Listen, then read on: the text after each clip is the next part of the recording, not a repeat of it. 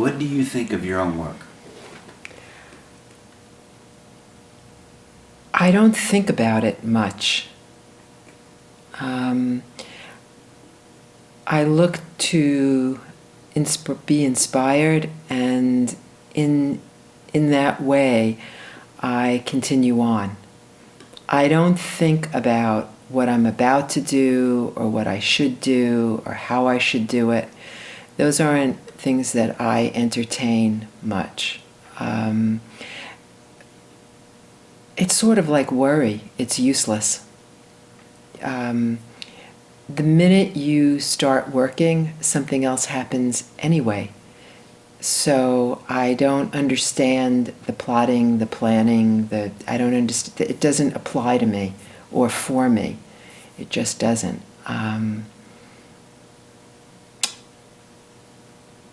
I make decisions along the way, and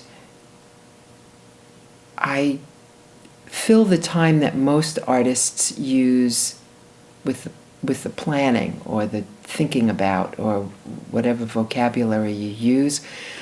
I am either searching work down, whether it's galleries or museums or auction houses or friends' studios, or I'm in the library. And that's either a visual library or reading. And that has to do with my interest, not my work. Don't think about it. Don't see it as helpful for me. I know it. I understand that that's different than most people. Okay. Let me know, Jeanette.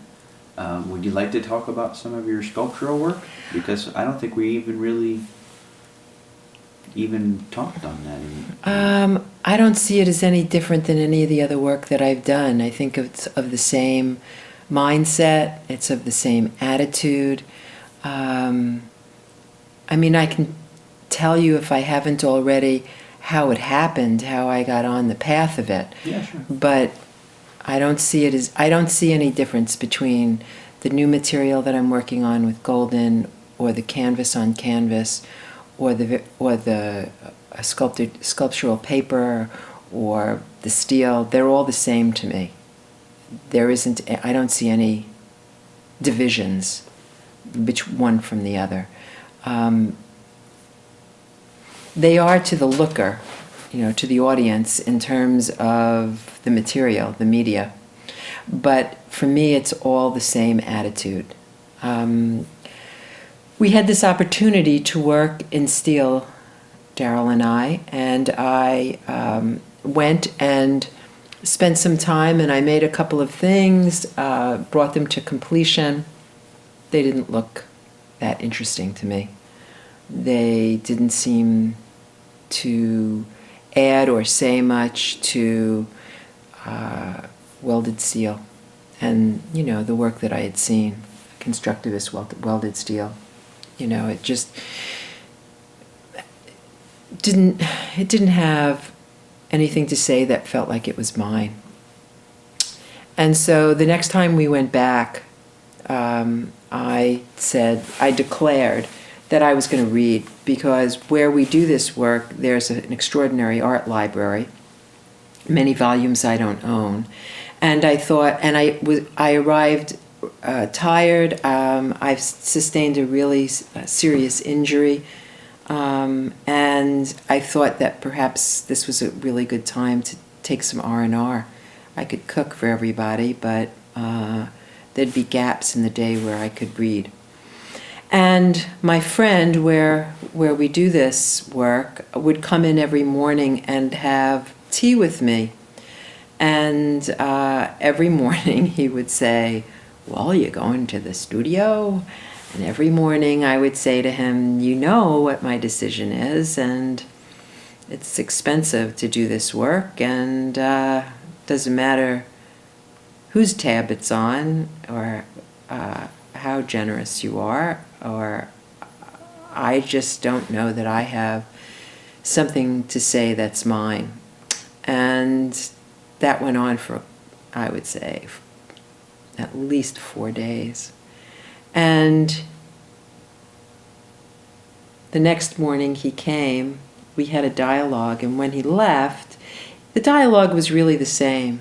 It was upbeat and cajoling and warm, very loving. And when my friend left, I thought that I was disappointing my friend. And I have a very small coterie of people that care about what I do. And I wouldn't want to lose one.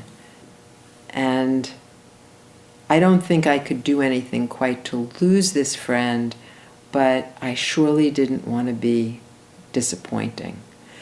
The weather was cold and nasty, my hip was screaming, and I thought, I gotta try. So I got dressed, and on the walk over, for the life of me, I had no thought of what I was about to do. I had nothing, completely. As blank as could be, just the emotional response of caring, deep caring, and wanting to show deep caring. And as I approached the shop, I thought, screw it. I'm just going to pretend I'm painting. Doesn't matter that it's steel any more than it mattered any other media I've ever done. I'll just pretend I'm painting. And by the end of that day, I had the first wall piece that was mine, that was something I could feel strongly about, something I wanted to follow up on, something I could believe in. My friend arrived home from work, came to the studio, saw the lights still on, and came to the studio, and we all sort of danced. It was apparent, that I had accomplished something. And from there, I knew exactly how I wanted it finished. And my friend said, no, that can't happen, can't be done. And I said, why not? And a similar attitude that I had with Sam Golden, similar attitude that I've always had.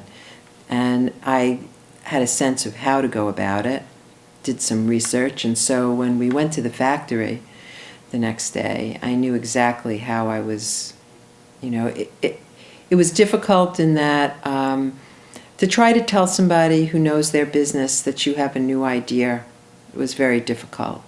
But my friend said, let her be creative. He said some things that it would lack humility to repeat. I just am uncomfortable with that. But he was very supportive, we'll say. And his support went so far as when he saw the brick wall I was against, he said, do what she says, I'll pick up the bill. I'll pick up this bill. Get it done. And at that point, the guy said, okay, probably going to think it's terrible, but we'll do it. And therein lies another thing that's also about words, and that is, these were people who do a very good job, who know what a very good job is, but that's the point. What is good? To them, a one color, even, when they do a car for the NASCAR, they know exactly what good looks like.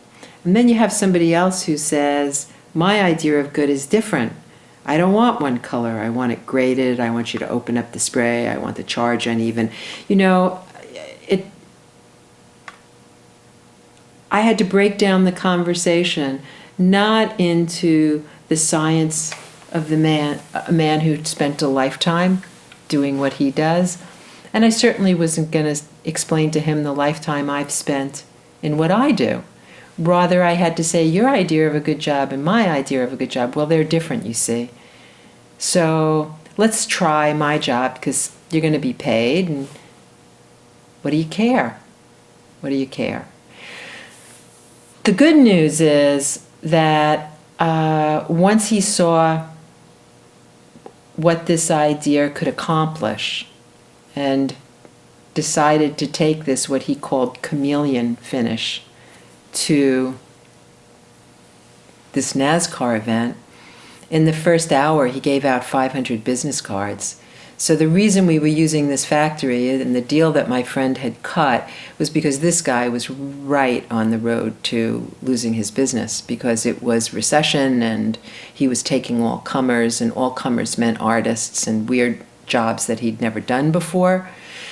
And one of these weird jobs gave him the opportunity to go right back up to full capacity at his factory, because it was something that hadn't been done before, and that he could now get excited and get new customers from.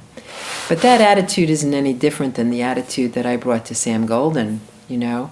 And Sam and I clicked because his attitude was the same as mine. Why can't it be done? You know, why can't it be me? You know, it's really about an attitude.